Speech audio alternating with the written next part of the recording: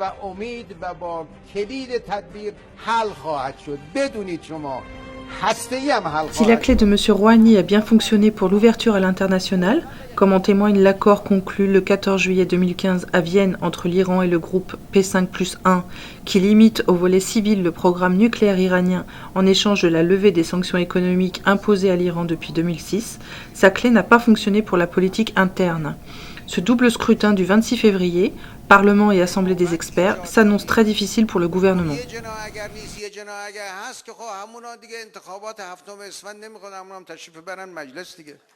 Ce jeune homme, qui embrasse la main de l'ayatollah Khomeini à Nofle-le-Château, n'est autre que son petit-fils, Hassan Khomeini. Aujourd'hui, Hojjat-ol-Islam, il est devenu, après le décès de son père, l'exécuteur testamentaire du fondateur de la République islamique pour ce qui concerne ses œuvres et la gestion de son mausolée. Malgré tout cela, sa candidature à l'élection au sein de l'Assemblée des experts a été rejetée, le Conseil des gardiens de la Constitution n'ayant pas pu vérifier sa compétence religieuse. Selon toute vraisemblance, la raison principale de cette censure est sa proximité avec les réformateurs et son soutien affiché aux pragmatiques du régime. Ce double scrutin se déroule à un moment crucial. Les réformateurs sont marginalisés au sein du pouvoir et la société, qui garde les traces d'un mouvement populaire réprimé mais non enterré, cherche les moyens de s'exprimer et attend les fruits de l'ouverture internationale.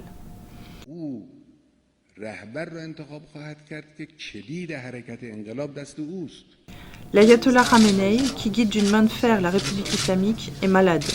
Âgé de 76 ans, il voit le destin de sa succession placé entre les mains de l'Assemblée des experts qui sera élue ce 26 février pour un mandat de 8 ans. L'ayatollah Ahmad Jannati, président du Conseil des gardiens de la Constitution chargé de valider les candidatures pour ces élections, a bien veillé à l'élaboration de la potion magique. Il a validé la majorité des candidatures des conservateurs intégristes, en ajoutant un peu de députés pragmatiques qui seront attentifs aux recommandations du gouvernement, et une poignée de candidats proches des réformateurs. Face aux 3000 candidats conservateurs, il n'y aura que 70 candidats proches des réformateurs. Certains réformateurs ont donc lancé une campagne à Téhéran pour recueillir les 2 millions de voix pour faire élire les candidats proches de l'ayatollah Rafsanjani et des conservateurs non soumis aux intégristes. En soutenant ces candidats, ils espèrent pouvoir empêcher la réélection de 3 ayatollahs à la tête de postes clés qui appliquent la volonté du guide et empêchent l'expression des organes électifs. Ces élections devaient refléter l'évolution de la société iranienne après 2 ans de présidence de M. Rouhani et la levée des sanctions. Avec la censure des réformateurs, elles se transformeront en un marqueur du rapport de force entre conservateurs intégristes et conservateurs pragmatiques.